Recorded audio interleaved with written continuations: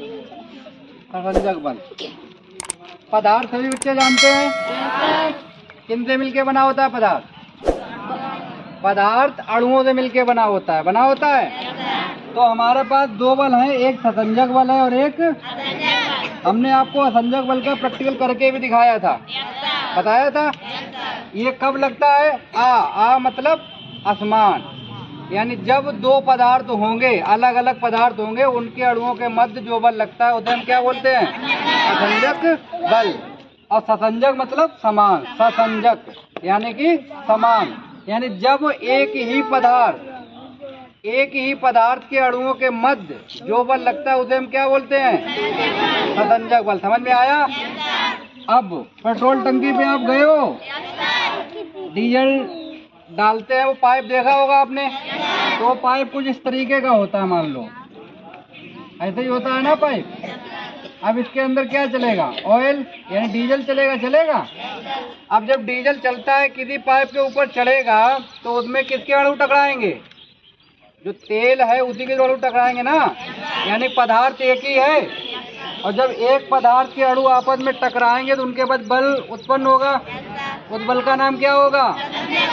ससंजक बल, क्योंकि तेल के अणु समान है उसमें। समझ में आया? अब देखो, यही पाइप है हमारे पास, ये पाइप की जो किनारी होती है वो है और ये इसके अंदर क्या है? ऑयल। अब जो पाइप की किनारी है और ऑयल है, अब इनके बीच भी एक बल लगेगा ना, तो इनके बीच कौन सा बल लगेगा? असंजक बल। क्यों? क्योंकि जो पाइप की किनारी है वो दूसरे पदार्थ की है, जो ऑयल है वो। और जब भी दो पदार्थों के बीच अगर बल लगेगा तो उसे हम क्या बोलते हैं? और समान पदार्थों के बीच अगर बल लगता है तो। समझ में आया? कोई डाउट? ये सरसों का तेल है, किसका तेल है? ये कैसा ऑयल है? अध्रुवीय है, यानी कि अगर इसको हम इसमें लाइट प्रवाहित करें तो इसमें लाइट प्रवाहित क्योंकि ये आयनों में नहीं टूटता है। समझ में आया? लाइट तभी प्रवाहित होगी जब उसमें इलेक्ट्रॉन उत्पन्न होंगे, यानी इसमें आयन नहीं होते हैं तो इसमें लाइट प्रवाहित यानी धारा का प्रवाह नहीं होगा। ये कैसा विलयन हुआ हमारा? ये भी हमारे पास एक ऑयल ही है, डीजल है। क्या है ये? जो हमारी गाड़ी में पड़ता है। इसमें ये कैसा विलयन है? कैसा विलयन है ये? अध्रुवीय ही है। कैसा है? इसमें भी लाइट प्रवाहित नहीं होगी। और लेकिन जो जल हमारे पास है वो कैसा है? ध्रुवीय। अगर हम इसमें लाइट प्रवाहित करेंगे तो लाइट प्रवाहित होगी, क्योंकि इसमें दो आयन होते हैं। एक हमारा क्या होता है? ये हमारे पास सूत्र लिखा, पता है सबको? किसका है? जल का है ना, ये H2O। तो ये जब टूटता है तो किसमें टूटता है? H+ आयन और OH। इसे हम बोलते हैं हाइड्रोजन आयन, और OH आयन क्या बोलते हैं हम लोग? हाइड्रोक्साइड आयन बोलते हैं। ये ऋणात्मक है और ये धनात्मक है। तो जल के अंदर कितने अणु होते हैं? दो, एक ऋणायन होता है, एक धनायन, एक हाइड्रोजन आयन और एक हाइड्रोक्साइड आयन। समझ में आया? इसी कारण से हमारे उसमें लाइट प्रवाहित होती है। कितनी चीज समझ में आई? अब अगर हम इसमें ये प्रैक्टिकल करके दिखा चुके हैं हम एक बार, याद है ना?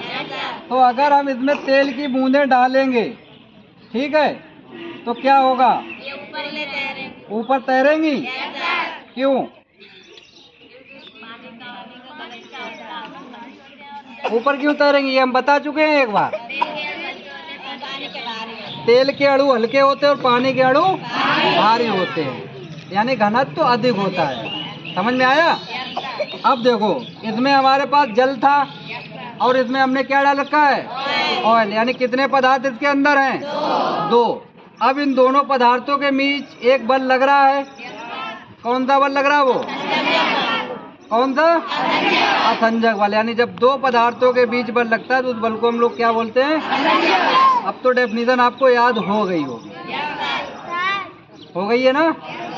अब देखो, अगर जल और जल के अणुओं के मध्य अगर बल लगे तो ससंजक बल, और अगर तेल और तेल के अणुओं के मध्य बल लगे तो ससंजक बल। अब तेल ऊपर तैर रहा है, तैर रहा है कि नहीं तैर रहा है? और जो हमारा जल है वो नीचे है, ठीक? तो इन दो देखो, तेल में अगर बल लगे तो हमने बताया ससंजक बल है, और जल के अणुओं के मध्य लगे तो। अब ये आप हमें बताओ कि इसमें किसका ससंजक बल अधिक है? जल का अधिक है या तेल का अधिक है? किसका अधिक है? जल का अधिक है, क्योंकि जल का अधिक है तभी तो उसको ऊपर किए हुए हैं। समझ में आया? किसी कोई दिक्कत? लिया हमने, जल लिया, क्योंकि अभी हमारे पास कौन सा ऑयल था? सरसों का। अब हमारे पास जो ऑयल है वो डीजल है। क्या है हमारे पास? अब इसको हम लोग चेक कर लेते हैं। देखो इसके भी अणु जो हैं वो ऊपर तैर रहे हैं।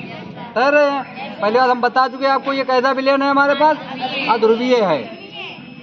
अब इसके ऊपर तैर रहे हैं, दिखाई पड़ रहा है कि नहीं पड़ रहा? पहले ये बताओ। दो परत आपको दिखाई पड़ रही, दो लेयर दिखाई पड़ रही हैं। ठीक, ऊपर कौन सी लेयर है? डीजल की है ना, नीचे पानी की।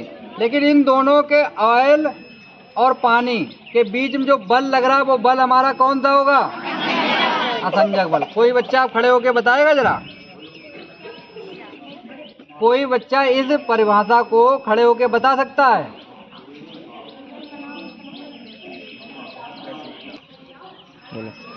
मतलब एक समान पदार्थ के बीच लगने वाले बल को ससंजक बल कहते हैं। एक समान पदार्थ के अणुओं के बीच, मैं बताऊं एक समान पदार्थ के अणुओं के बीच लगने वाले बल को ससंजक बल कहते हैं। असमान पदार्थ के अणुओं के बीच लगने वाले बल को असंजक बल कहते हैं।